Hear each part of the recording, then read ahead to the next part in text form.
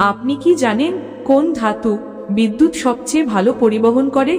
বিশ্বের কোন দেশে সবচেয়ে বেশি আগ্নেয়গিরি রয়েছে? মানুষের শরীরের সবচেয়ে শক্ত অঙ্গ কোনটি? কাগজের প্রথম ব্যবহার কোন দেশে হয়েছিল? মুরগি কোন দেশের জাতীয় পাখি? এই রকমই কিছু অজানা প্রশ্নের উত্তর রয়েছে এই ভিডিওতে, তাই ভিডিওটি স্কিপ না করে শেষ পর্যন্ত দেখতে থাকুন। আজকের প্রথম প্রশ্ন, কোন ধাতু বিদ্যুৎ সবচেয়ে ভালো পরিবহন করে? সোনা, তামা, রূপা নাকি লোহা? সঠিক উত্তর হলো সি, রূপা। পরের প্রশ্ন, কোন প্রাণীর শরীরে রক্ত সবসময় ঠান্ডা থাকে? সাপ, কুকুর, গরু নাকি বিড়াল?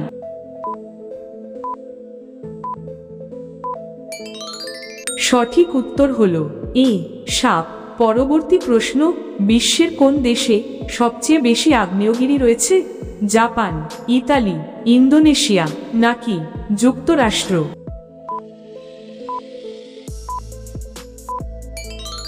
সঠিক উত্তর হলো সি, ইন্দোনেশিয়া। পরের প্রশ্ন, কোন স্তন্যপায়ী প্রাণী উড়তে পারে? বাদুড়, প্লাটিপাস, স্লথ নাকি ঘোড়া?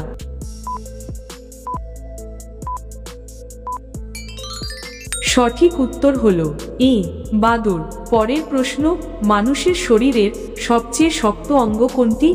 নখ, হাড়, পেশি নাকি দাঁত?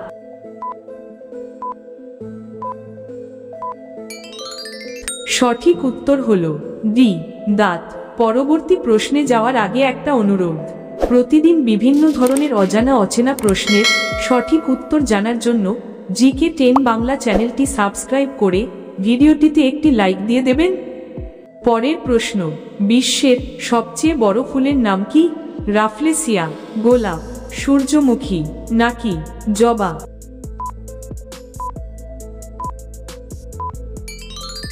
সঠিক উত্তর হলো এ, রাফলেসিয়া। পরবর্তী প্রশ্ন, কাগজের প্রথম ব্যবহার কোন দেশে হয়েছিল?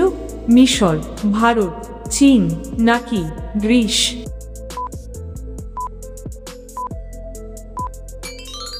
সঠিক উত্তর হলো সি, চীন। পরের প্রশ্ন, মাউন্ট এভারেস্ট কোন পর্বতমালার অংশ? হিমালয়, আন্দিজ, রকি নাকি কারাকোরাম?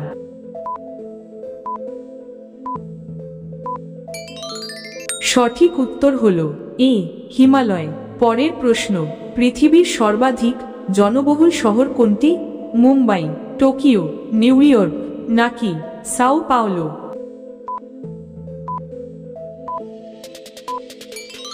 সঠিক উত্তর হলো বি, টোকিও। আজকের শেষ প্রশ্নে যাওয়ার আগে আপনাদের জন্য একটি প্রশ্ন, কোন গ্রহকে লাল গ্রহ বলা হয়? পৃথিবী, মঙ্গল, শনি নাকি ইউরেনাস? সঠিক উত্তর জানা থাকলে অবশ্যই কমেন্ট করে জানাবেন। আজকের শেষ প্রশ্ন, মুরগি কোন দেশের জাতীয় পাখি? বাংলাদেশ, পাকিস্তান, শ্রীলঙ্কা নাকি চীন?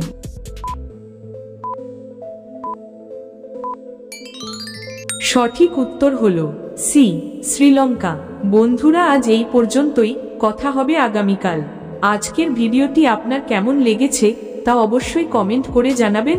আপনি আমাদের চ্যানেলে নতুন হয়ে থাকলে একটি লাইক দিয়ে অবশ্যই চ্যানেলটি সাবস্ক্রাইব করে দেবেন। ভিডিওটি শেষ পর্যন্ত দেখার জন্য ধন্যবাদ।